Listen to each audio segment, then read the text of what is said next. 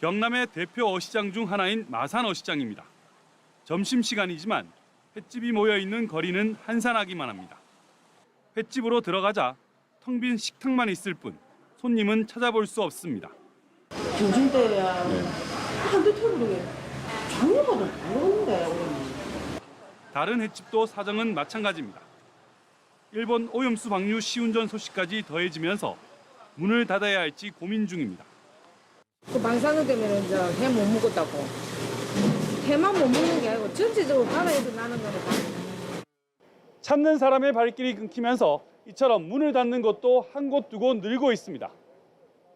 건어물 가게는 일본 정부가 오염수를 방류한다는 소식에 직격탄을 맞았습니다.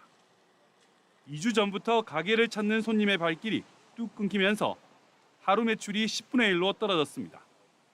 6시에야 문을 닫았거든요. 근데 요즘은 한 4시 반, 5시 되기 전에 문을 닫아요. 그 정도로 뒤늦게 나오는 사람도 없고. 상인들은 사정이 이런데도 상인단체나 지자체도 시시하고 있어 하소연할 때도 없다고 말합니다. 상인회나 이런 데 뭐 우리 합치다 이래가지고 노란불 찍고 서낸 거 받고 막 이래야 되는데 아니 좀 브레나라도 걸어놨고 이러려고 하면 뭐 도해라도 지원 좀 해주고 싶구만 혼자 해주고 싶구만 그런 자체가 없어요. 소비 위축에 일본 도쿄전력이 오염수 방류 시운전을 2주 동안 시작하면서 어시장 상인들은 그나마 오던 손님마저 끊기지 않을까 노심초사하고 있습니다. MBC 뉴스 부정석입니다. 여름철 보양식 전문점입니다. 올해 초 4인분을 기준으로 가격을 3,000원 올렸지만 또다시 가격 인상을 고민하고 있습니다.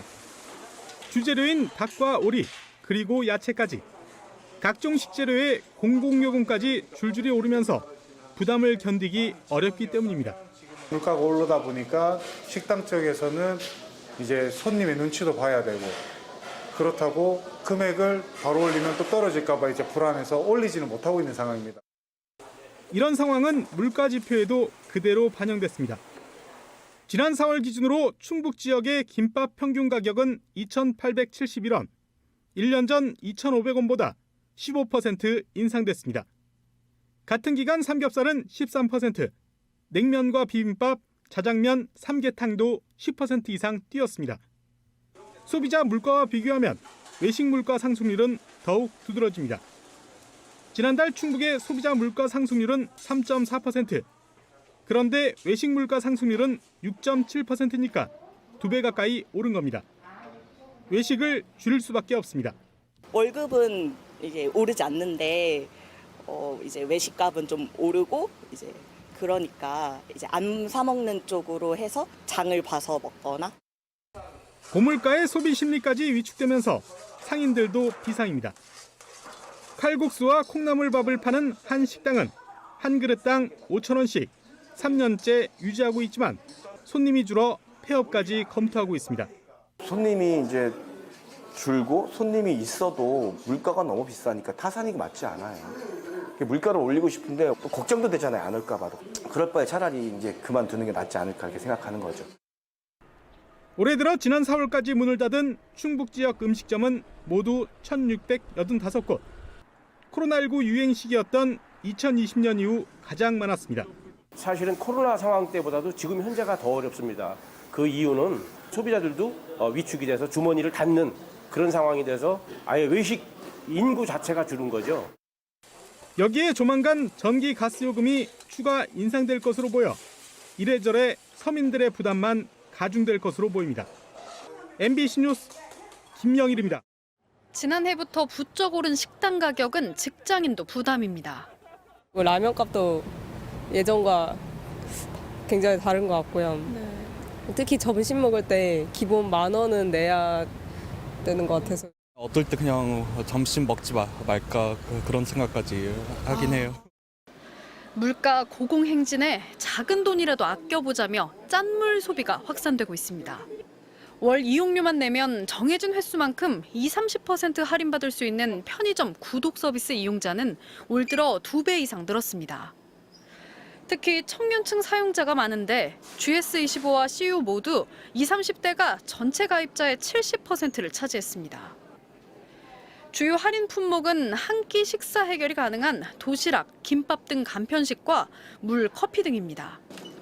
한 달을 사용하면 도시락 하나 가격이라도 아낄 수 있습니다.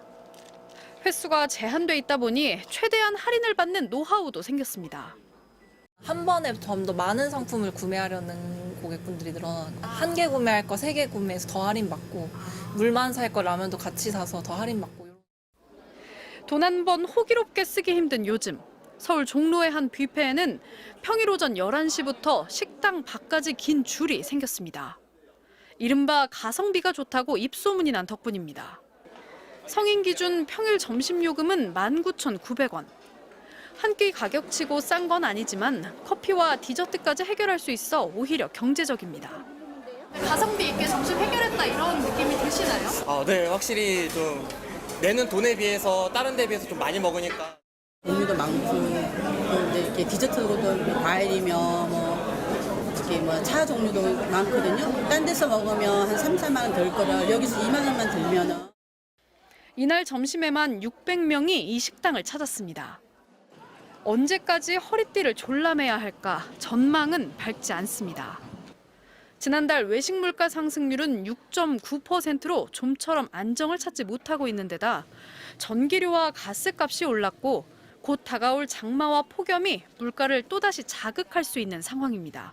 MBC 뉴스 양소연입니다.